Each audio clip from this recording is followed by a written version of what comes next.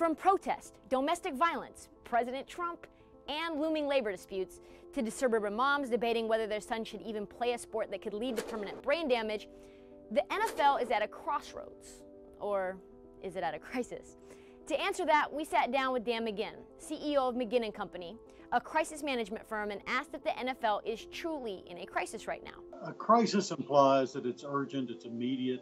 The NFL is going to be in business and successful for a long time.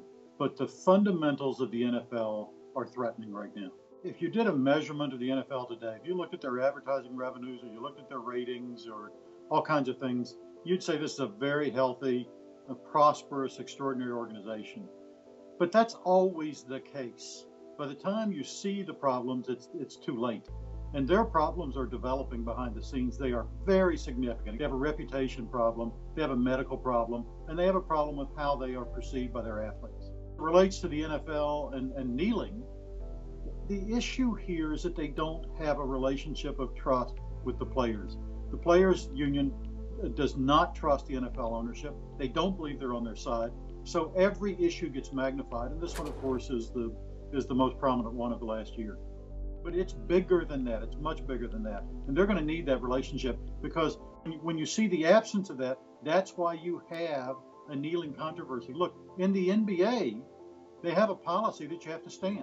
But why is it in the NFL that's a complete disaster for the league? In the NBA, it's not. It comes down to the relationship with the players. Trump is a near-term issue. He's not the fundamental problem for the league. So if they get focused on that, they're going to make a mistake. Trump understands that he can play to his constituency by focusing on this issue, but this issue wouldn't have existed. That room wouldn't have been there if the NFL had had a different approach with its players.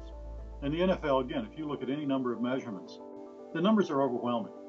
But if you look at that and stop at that, you're going to miss the point.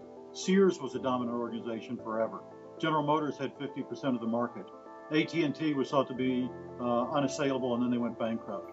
My line is, if you are biggest, best, first, and most, you are in trouble. And that's who the NFL is. And despite all this, the NFL remains the king of American sports. How can the league succeed despite itself? Our very own Lindsay Jones attempts to answer. I think it really goes back to the actual games themselves and kind of the industry that's been built around the games, whether it's fantasy football, now gambling, which is going to be even more interesting now that it's been legalized now. But the Sundays are still really fun. And, whether you have the Sunday ticket package or Red Zone and you can sit at home and you can watch all these games, and, Sundays and Mondays, and even Thursday nights now, I mean, the games themselves are still really special. They are still events. NFL Sundays especially, it still kind of feels like a big special day where, families really build their falls around NFL Sundays now. And, we still watch because we love the game. Ultimately, that's what's going to make the NFL survive.